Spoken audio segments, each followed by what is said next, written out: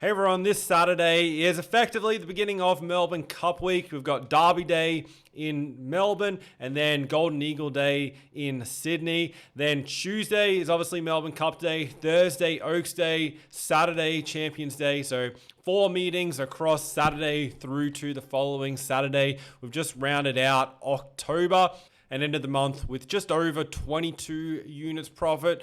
And last week, obviously the Cox Plate, how good of a race did that end up being? Via Sistina won, Buckaroo challenged, and it was such a good race the way they fought it out. That final 150 to 200 meters, Treasure of the Moment snuck through along the inside, but Sistina kept building, kept hitting the line, and held off Buckaroo, who definitely challenged and now goes through to the Melbourne Cup. Off of that does Buckaroo. Via Sistina likely to run on Saturday next week. Last week, the Cox Plate was our preview at the Valley. Obviously got the winner with Via Sistina. Last week, overall, the Valley on Saturday, we went 5 from 5 from our bets there. And overall, it was a very good week. Across the Wednesday, Friday night, and Saturday, we had 31 bets in Investor.Bet Racing. Of those 31 bets, we had 16 winners and 29 of the 31 finished in the placing. And you can keep track of the results of every selection that I share with members on the website. There's the sheet with every single bet, over 6,500 of them going back to 2021 when I started Investor.Bet Racing. Prior to that, I kept the records of all my own bets for myself, but I've kept that record on the website the whole time, updated after every race day since I started the service. So not only members, but also people thinking about becoming members can keep track of the results and see what they could be getting if they're following along with the selections.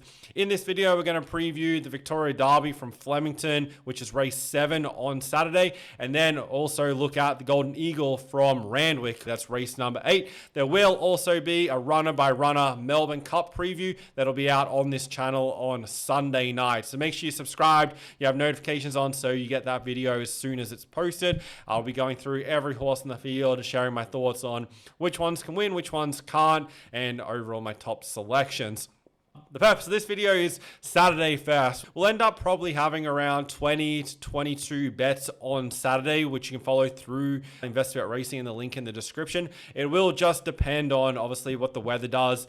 In Brisbane, there's an Eagle Farm meeting, but there's storms predicted throughout the Saturday afternoon. So I'm always cautious when there's that kind of weather around. If the meeting even does go ahead, you need to be very cautious which runners you're backing in those races. But with horse racing, there's so many races on, and it's about finding the right races to bet into. So let's look at these two races. We'll start with the Flemington Derby. That is race 7. It's 2,500 meters at Flemington.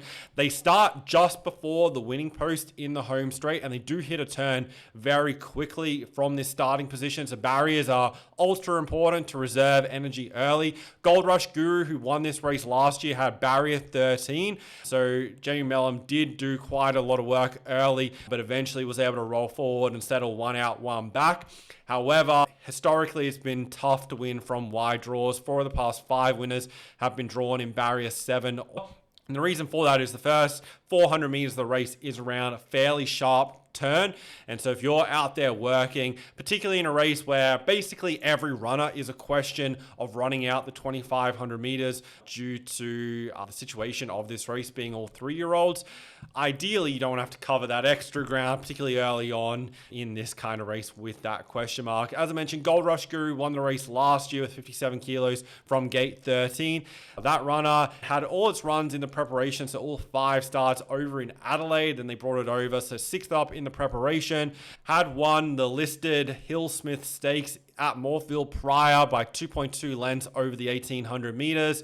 The preparation leading into it had 3 wins and 2 second placings, all in Adelaide. And as I mentioned, Gold Rush Guru sat wide throughout the first 700 meters, was able to end up slotting in along the back straight, settled 1 out, 1 back, and then accelerated upon straightening, kicked away, put 2 to 3 lengths on them, was somewhat challenged by Scary with about 200 meters to go, but found a length again and kicked away to win pretty dominantly. In 2023, it was won by Riff Rocket from barrier 5, ridden by James McDonald, was 5th up into the preparation.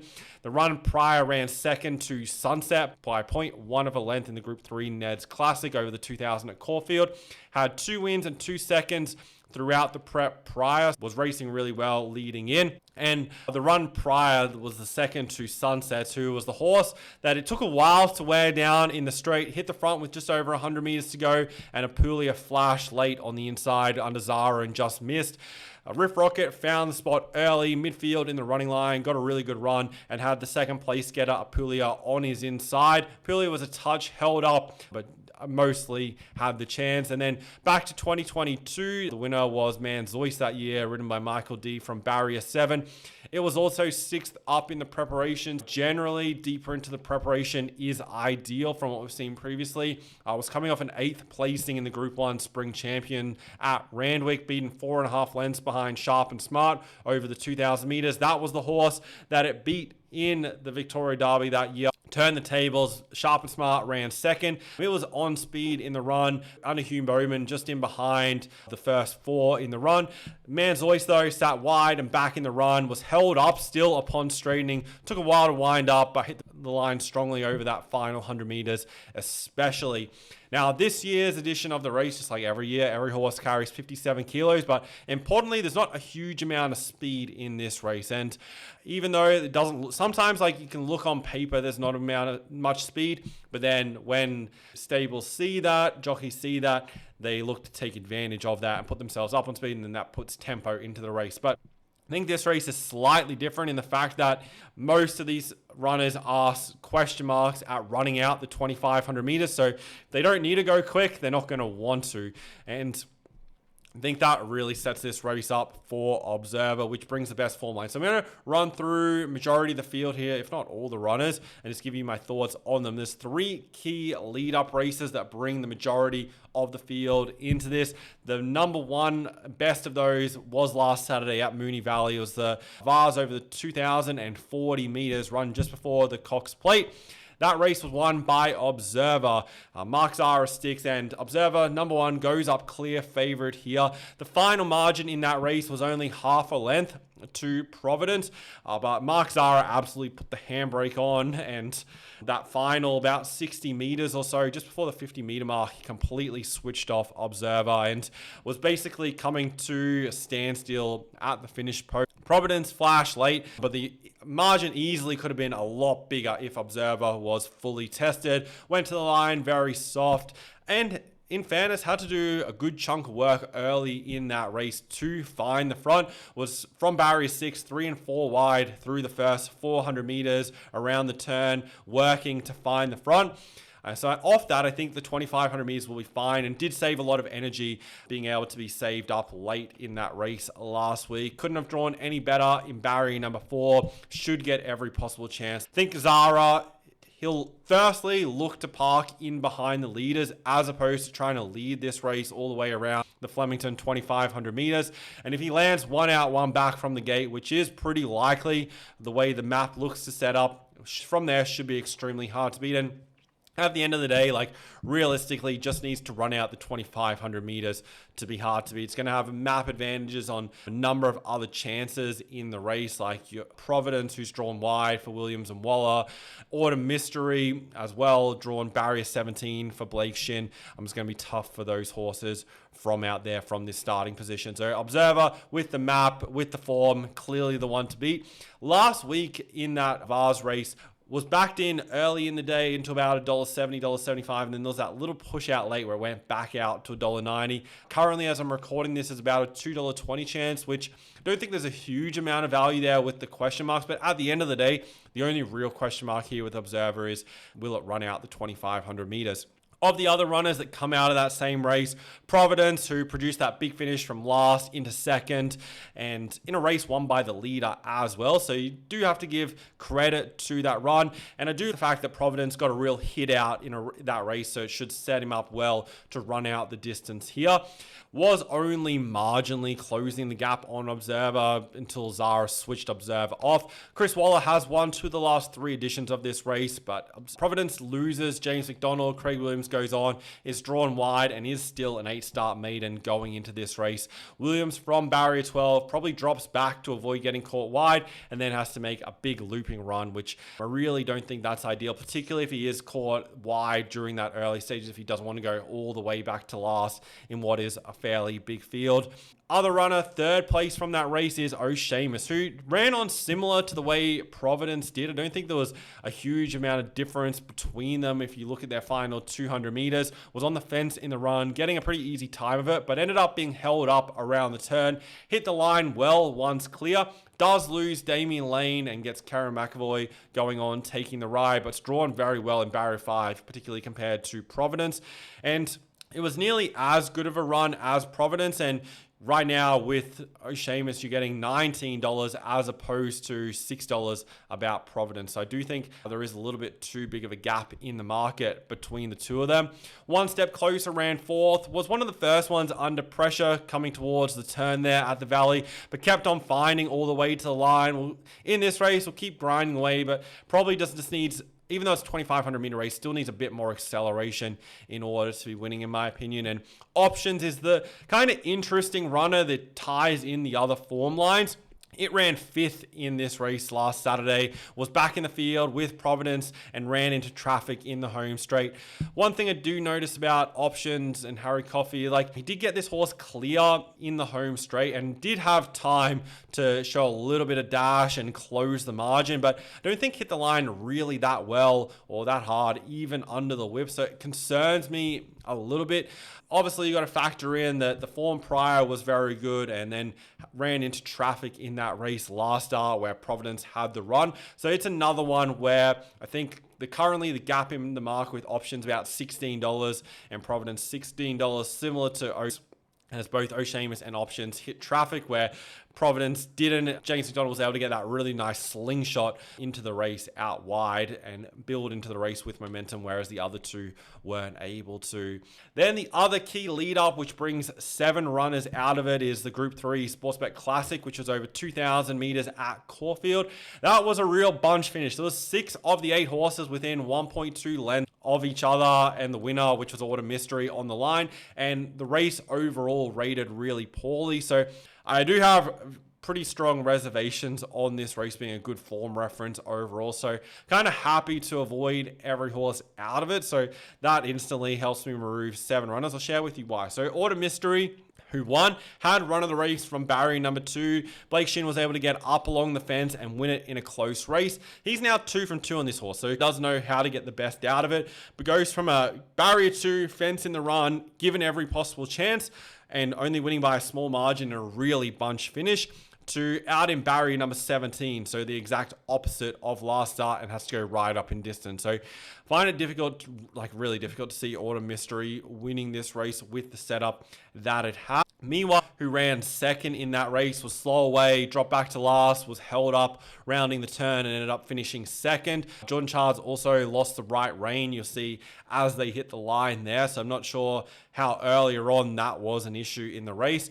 The thing with Miwa is you can tie in Options, as Options did beat home Miwa at the run prior over 1,800 at Flemington.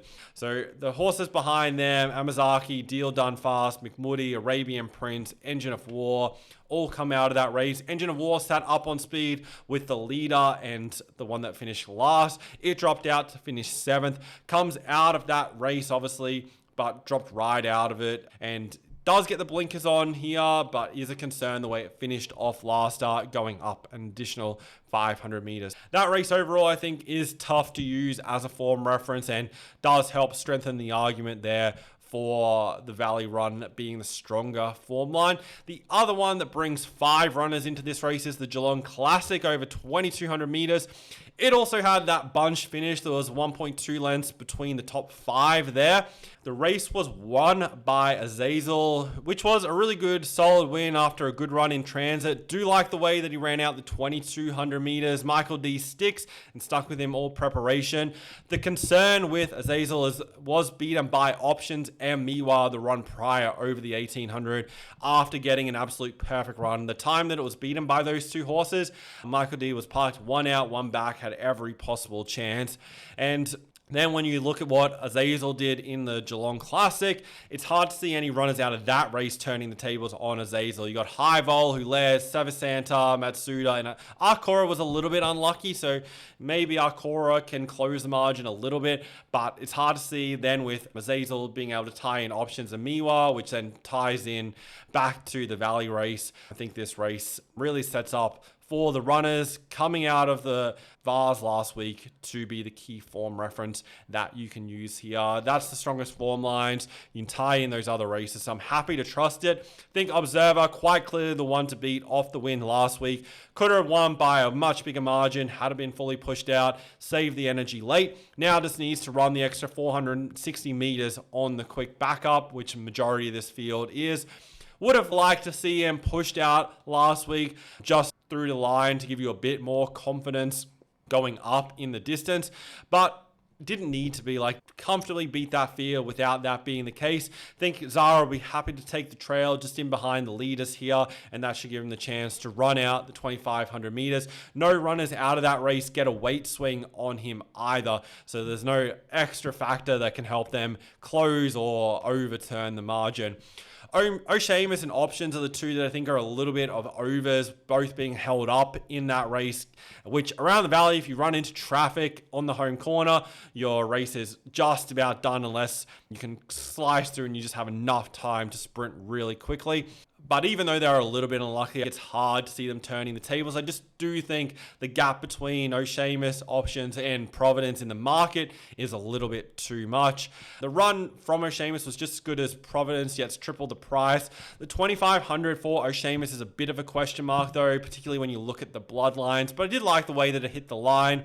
Options as well with those traffic issues. Providence obviously hit the line well, but got that really nice slingshot into it. Loses McDonald, drawn tricky, and I think for Providence to turn the tables on Observer, with Observer only being a half-length margin, but it was probably more realistically about a 4-length margin. I think Providence is going to really need to find at least 3, if not 4 lengths improvement to be able to win. And I doubt they can find it, even though it's the kind of stable where they can find those extra few lengths going into the grand final.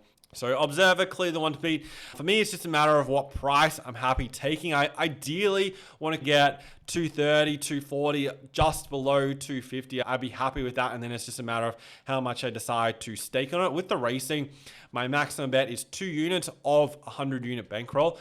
I've said this before in other videos, I could easily risk higher units and make the units profit look better, look the profit on turnover, look even better as well. But instead I keep it with a very realistic and structured approach, keeps risk at the absolute minimum and allows everyone to have consistent profitable weeks. The way that I bet allows for very minimal losing weeks and allows you to also still capitalize on the weeks where you land lots of winners. The other race that we'll look at is the Golden Eagle from Randwick, and this will be the first time they're running this race at Randwick. The last 6 Golden Eagles, or every edition of it, have all been at Rose Hill. It's over the 1,500 meters, so they start along the back straight, just 100 meters further forward of the 1,600 meter starting position. The track is currently a soft 6 at Randwick right now with the rain yesterday, and there are some storms predicted on Friday night. So the way it's currently looking, we're going to be on a soft track on Saturday, but we are a couple of days out from that. The last 3 winners of the Golden Eagle will run through those. Last year's winner, Lake Forest, which was in the news a little bit, I think last week now, ridden by Kieran Fallon, 56.5 kilos from Barrier 8. It was first up of 105 days in Australia, had run second in its 2 previous starts in the last preparation that were both over the 1,200 meters. Settled in the back 4 in the run on the fence, saved ground along the inside, but was held up from the 300 through to the 100. Got clear on the inside and absolutely savaged the line that last 500 meters and won comfortably in the end. It's not often in this kind of race and this grade that you see horses held up for that long and still make up that much of ground and win fairly easily on the line. The second place horse was also an overseas runner, Lazat, who was 6 from 6, who led the race. So Lake Forest came from the back 4, ran down the leader. Tom Kinnon ran 3rd, was given a perfect run midfield along the fence. 4 of the first 5 home last year had the fence in the run, but remember, we are going from Rose Hill to Randwick this time around. horse that was outside the leader, Macarena, finished fourth. That horse was the only exception from those first 5 home. But obviously, the first 2 home were 2 overseas runners.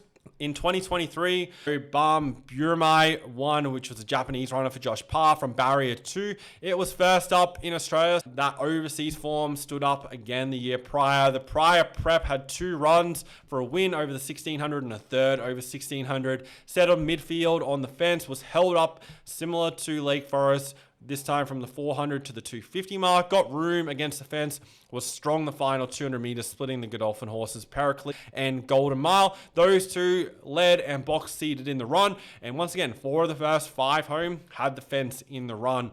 Back to 2022, I Wish I Win won that year for Luke Nolan from barrier number 10. Was 4th up into the preparation. The prior run was a 5th in the Group 1 Turek over 1600 at Caulfield, beaten 1.3 lengths. Had a nice run midfield, one off the fence. Ended up going pretty wide on the turn, was the second widest runner, produced a great sprint between the 300 and the 100 meter mark. Fangirl sliced through, charged late, but I Wish I Win just held her off. So that's been the last 3 years. This year, we have a field of 16 runners, and the favorite is Autumn Glow, who's been able to keep the unbeaten record going, is up to 7 now, and kind of yet to really look like being beaten. The only race that was somewhat scary, I think, for Autumn Glow was the first up run, this prep over the 1100 meters. Had to sprint late to get to the leader, Gangster Granny, after it was held up in the home straight. Now, 4th up this preparation. Last start won the Group 1 Epsom, which was here at Randwick over the 1600 meters last start. Roll forward, sat outside the lead, who was the leader of the race, Fully Lit. Beat that horse, and that horse finished in 2nd. Important to note, Autumn Glow did lose the off-4 plate after 200 meters, which adds that bit of extra merit to the win. No issue coming back 100 meters, 4 weeks between runs. Has had a mid-prep trial and given a very easy time of it. A typical Waller mid-prep trial, asked to do nothing, just work to the line softly.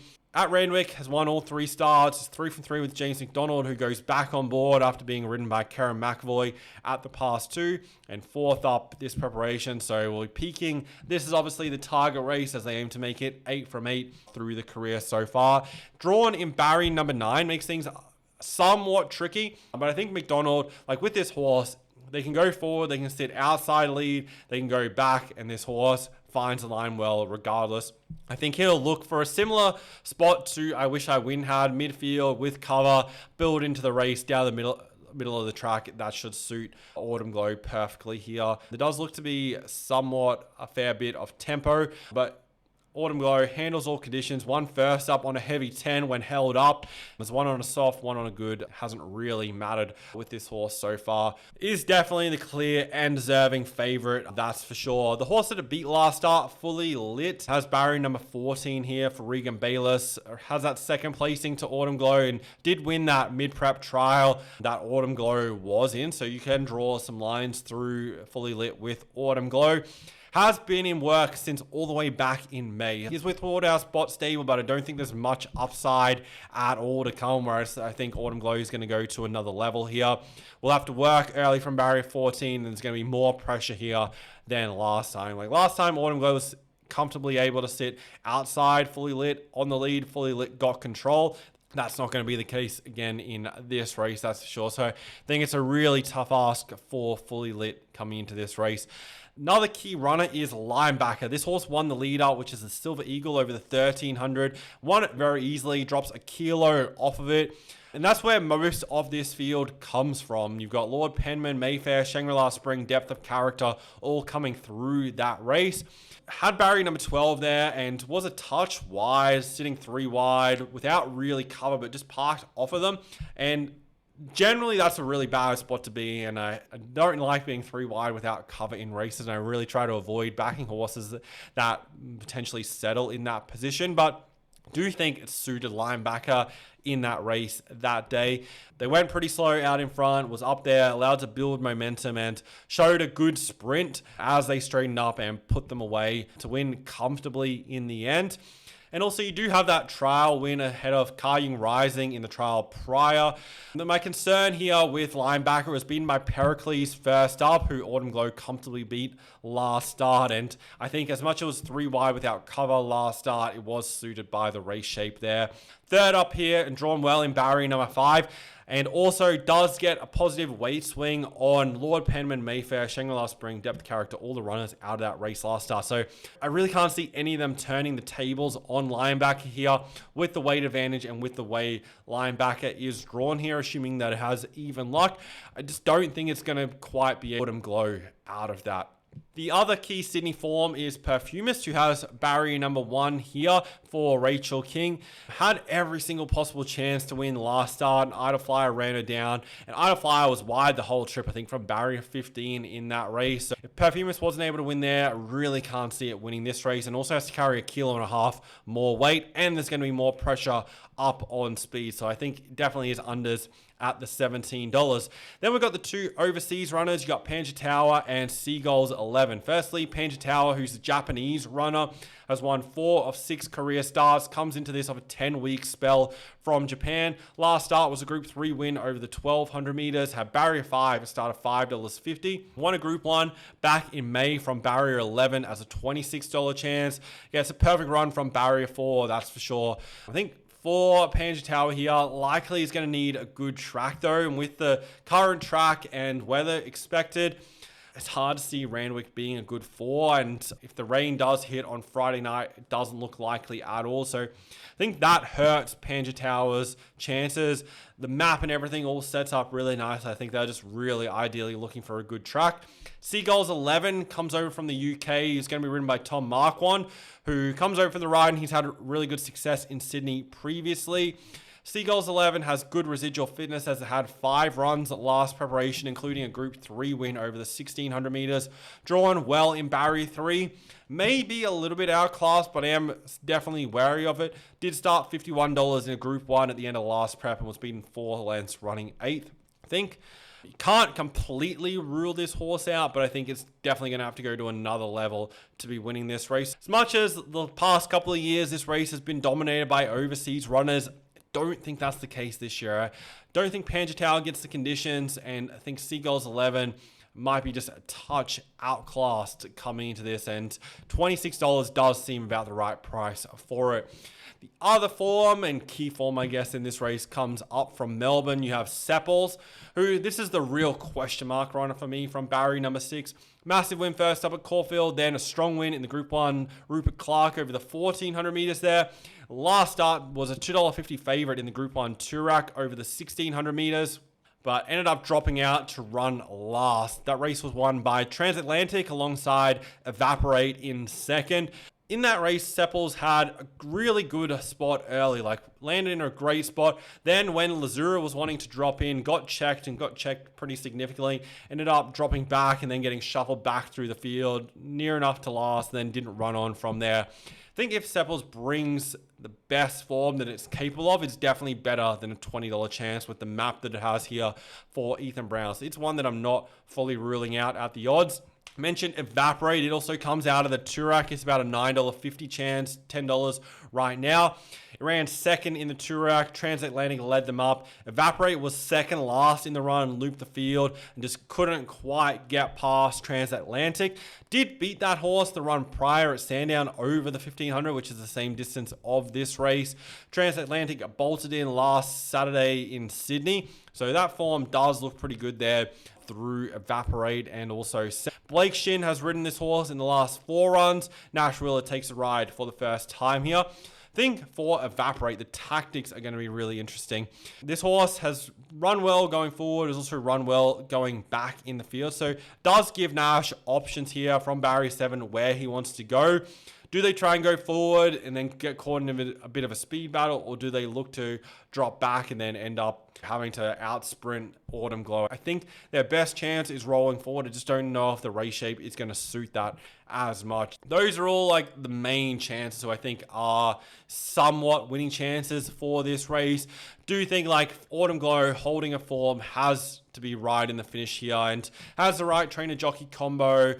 James McDonald, Chris Waller. Only real question for Autumn Glow here is the 4 weeks between runs, but it should be fine off of that. Like, you can trust in the stable here coming to this. Is very, very consistent, obviously yet to be beaten. Hits the line strongly. Like, I really can't see Autumn Glow, if it doesn't win this race, not being truly in the finish. Something's going to have to really improve and run a career peak by a long way in order to win this race. So Autumn Glow is one that I'm monitoring the market on. We're getting better than even money right now.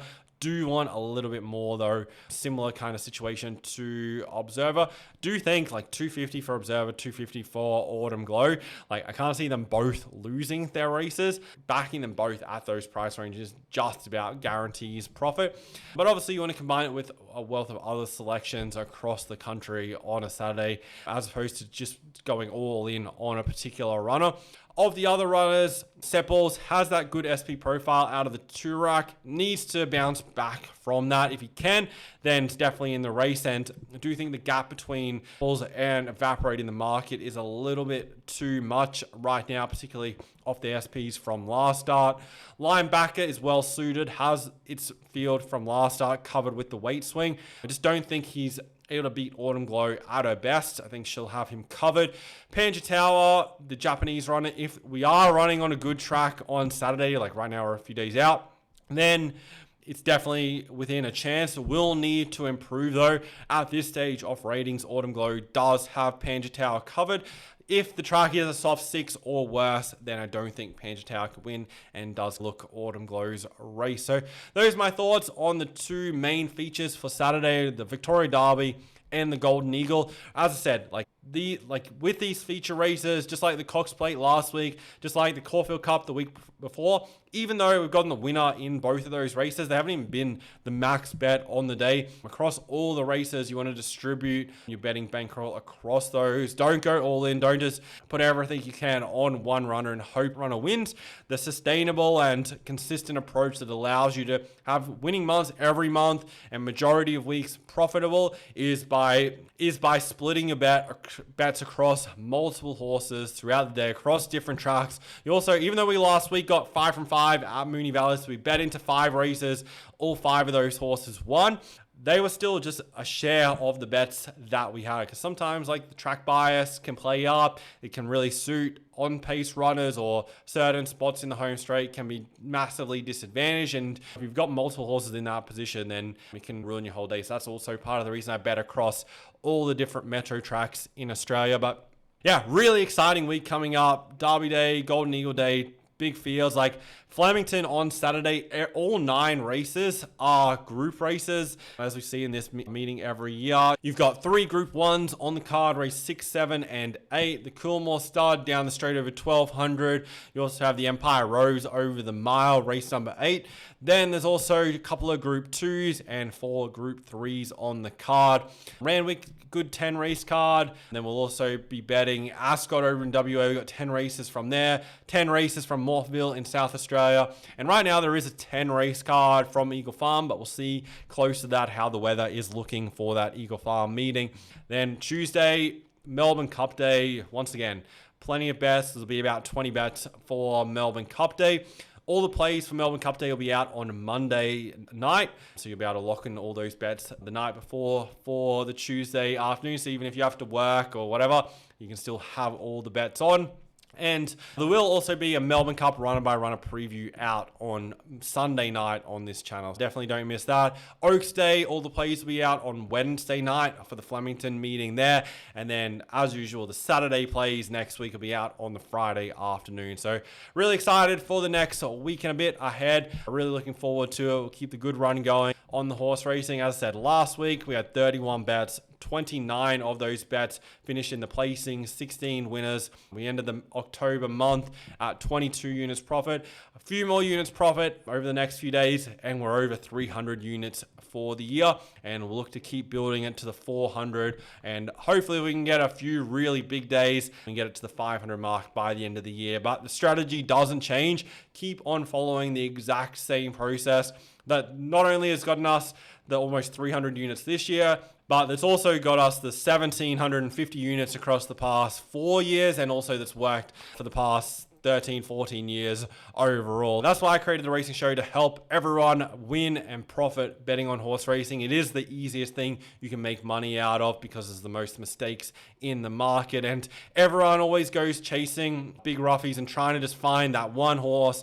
Big odds is going to produce them a very good win, and they win out of that race, but overall they lose. The strategy that I use in the racing show, regardless if you have promotions or you don't have promotions, is about consistently profiting every month, and the overall strategy helps you do that. If you want to learn more, go to the link in the description. There's a video on the page that breaks down the strategy. You can see all the results for every single bet over the past 4 years.